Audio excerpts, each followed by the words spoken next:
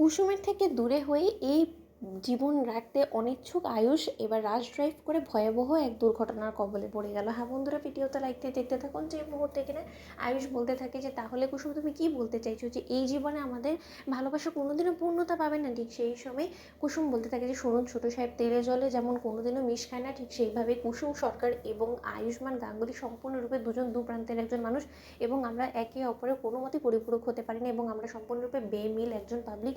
তাই আমি আপনাকে বলে দিচ্ছি যে আমাদের আলাদা হয়ে যাওয়াটাই আমাদের দুজনের জন্যই উত্তম, এবং তার থেকে বড় কথা আমাদের পরিবারের জন্য ভালো, এবং পরিবারের বিরুদ্ধে গিয়ে কেউ কখনো আজ অব্দি সুখী হতে পারেনি, এবং আমার মনে হয় না যে আমরাও এক হওয়ার কোনো রকম কোনো চেষ্টা করে পরিবারের বিরুদ্ধে আমরা আদৌ সুখী হতে পারবো। তাই আমি বলছি যে আজকের পর থেকে আপনি আমাকে আগে থেকে যেরকমভাবে আমাকে কাজের মেয়ে হিসেবে ট্রিট করতেন সেরকমই করবেন, আমি এটা আপনার কাছে অনুরোধ করছি। ঠিক সেই সময় এই কথা শোনা মাত্র আয়ুষ বলতে থাকে যে ঠিক আছে, আমাদের এই জীবনে যখন কিনা আমাদের এই ভালোবাসাটা এই পর্যন্তই থাকারই কথা, তাহলে বরঞ্চ ভবিষ্যৎটা না হয় আমি আমারটা নির্ধারণ করবো, তুমি তোমারটা নির্ধারণ করো কুসুম।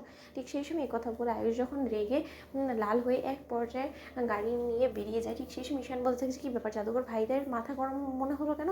ভাইদা হঠাৎ করে গাড়ি নিয়ে কোথায় চলে গেল বলো তো? ঠিক সেই সময় আয়ুষকে এইরকম করে চলে যেতে দেখি ইন্দ্রাণী গাঙ্গুলি যখন বলতে থাকছে কী ব্যাপার, কিছুতেই বুঝতে পারলাম না, ছেলেটা এরকম করে গাড়ি নিয়ে বেরিয়ে গেলো কেন? অন্যদিকে ঈশান বলতে থাকে যে জাদুঘর, আমি বুঝতে পারছি যে তোমাদের মধ্যে এখন কী চলছে, কিন্তু তাই বলে ভাইদার এরকম করে হঠাৎ করে বেরিয়ে যাওয়াটা কিন্তু মোটেও আমার কাছে ভালো লক্ষণ বলে মনে হচ্ছে না, কারণ ভাইদার মাথায় কিন্তু এখন যথেষ্ট পরিমাণে গরম আছে। আমি ভেবেছিলাম হয়তো বা তোমার সঙ্গে কথা বলে একটু ঠিক হবে, কিন্তু এদিকে তো দেখলাম হিতে বিপরীত হয়ে গেছে। ঠিক সেই সময় কুসুম বলতে থাকে যে ওনার যেখানে যাওয়ার উনি যাক। ঠিক সেই সময় আয়ুষ যখন কিনা রাশ ড্রাইভ করতে থাকে এবং ঈশান যখন ফোন করতে থাকে যে ভাইদা তুই আমার কথাটা কেন বোঝার চেষ্টা করছিস না, এরকম মাথা গরম করে কোনো সলিউশন হবে না, তুই সেটা বুঝতে পারছিস না। ঠিক সেই সময় এই কথা বলা মাত্রই আয়ুষ বলতে থাকে যে কুসুমের যা বলার বলে ফেলেছে, এবং দুজন প্রাপ্তবয়স্ক মানুষের মধ্যে যদি একজন এই ভালোবাসাকে পূর্ণতা দিতে না চায়, তাহলে আমার মনে হয় যে এটাকে যত শীঘ্রই সম্ভব মেনে নেওয়াটাই বেটার।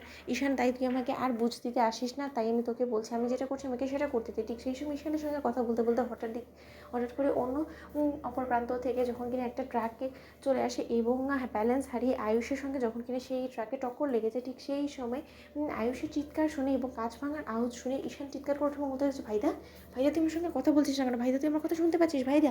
ঠিক সেই সময় ইন্দ্রাণী গাঙ্গুলি বলতে থাকে যে কী ব্যাপার ঈশান, কী হয়েছে? তুমি ভাইদা ভাইদাও কেন করছো বলতে? আমি আয়ুষকে দেখলাম যে ও খুব রেগে মেগে গাড়ি নিয়ে বেরিয়ে পড়লো, কী হয়েছে বলো? ঠিক সেই সময় ঈশান বলতে থাকে যে মা, আমার ইনটিউশন বলছে যে ভাইদার হয়তো বা নির্ঘাত কোনো একটা বিপদ হয়েছে, নয়তো বা ভাইদার কোনো একটা অ্যাক্সিডেন্ট হয়েছে, কারণ অপর প্রান্ত থেকে কিছু একটা তো আসছিল যার সঙ্গে ভাইদার গাড়ি টক্কর লেগেছে, এবং তারই আমি আওয়াজ পেলাম। এর পরবর্তী থেকে ভাইদার কোনো রকম কোনো সারা শব্দ নেই। ঠিক সেই সময় হঠাৎ করে ইন্সপেক্টরের কাছ থেকে যখন কিনা থানা থেকে ফোন আসে, এবং সিদ্ধার্থ যখন বলতে থাকে যে বৌদি, আয়ুষের ভয়াবহ একটা অ্যাক্সিডেন্ট হয়েছে। তো বন্ধুরা, ভিডিওটি ভালো লেগে থাকলে লাইক কমেন্ট শেয়ার করে সাবস্ক্রাইব করতে ভুলো না।